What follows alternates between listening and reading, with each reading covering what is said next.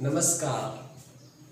हम पढ़ रहे थे क्लास 10 की मैथ, जिसका आपका चैप्टर था वैदिक गणित। 3 सवाल यानी कि फर्स्ट सेकंड थर्ड हमने इससे पूर्व में पढ़ लिए थे। आज हम पढ़ेंगे आपका क्वेश्चन नंबर 4 से लेकर 7 तक। इसके अंदर भी आपको निकालना है निकलन विधि द्वारा वर्ग, यानी कि आपको वर्ग निकालना है वैदिक विधि से। तो इसका भी आपका सूत्र, जब भी आपको निकलन से पूछा जाए तो आपको ज्ञात है कि आपको इसमें आधार लिया जाता है। तो आधार और उपाधार और विचलन। तो देखिए किस प्रकार से। सबसे पहले वर्ग ज्ञात करने का मैं सूत्र लिख देता हूं। क्या होता है इसमें? उपाधार अंक, इसकी गुणा करना है आपको संख्या जो दी गई हो, और उसके साथ में आपको क्या जोड़ना है? विचलन। और फिर आपको करना है क्या? विचलन का स्क्वायर, विचलन का वर्ग यानी कि स्क्वायर। विचलन को विचलन से ही गुणा करना है। तो देखिए आपका फर्स्ट क्वेश्चन है 4, जिसका हम आंसर पढ़ते हैं। संख्या आपको दे रखी है 103 का वर्ग ज्ञात कीजिए, यानी कि आपको 103 को 103 से गुणा करना है। तो देखिए सबसे पहले हम इसमें लिखेंगे आधार। इसमें आधार आपका हो गया 100, और जब भी हम विचलन ज्ञात करते हैं तो आपकी क्या दी गई संख्या से आप आधार को क्या करते हैं? घटाते हैं। तो आप लिखोगे संख्या माइनस विचलन।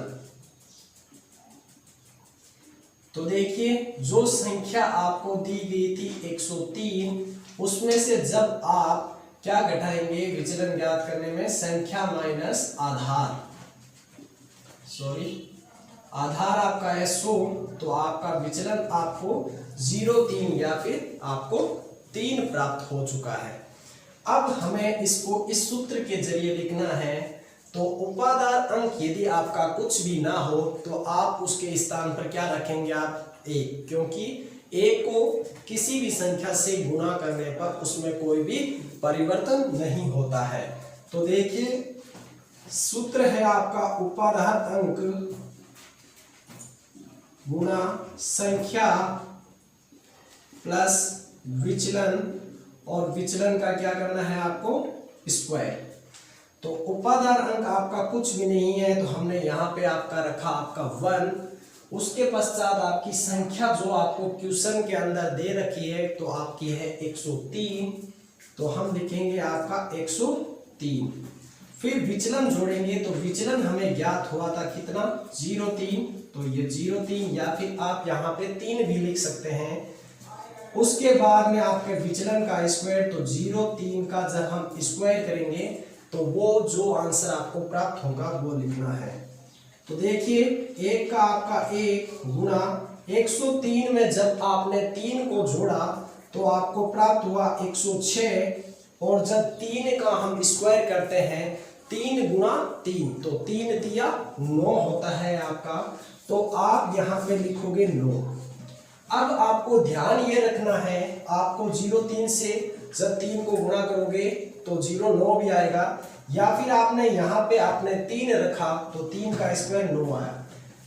वापस वही काम, आधार में आपके जितने अंक उतने आपके यहाँ आने चाहिए।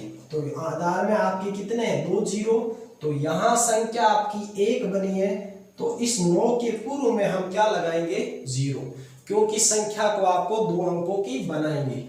यह बनने के पश्चात अब इनको लिखेंगे। जब हम 101 6 को गुणा करेंगे 1 से तो 106, और वहां आपको प्राप्त हुआ 0.9।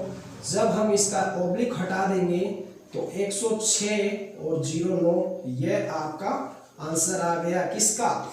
103 का वर्ग आप लिख सकते हो क्या? 106 0.9। यह आपका फर्स्ट यानी कि 4th नंबर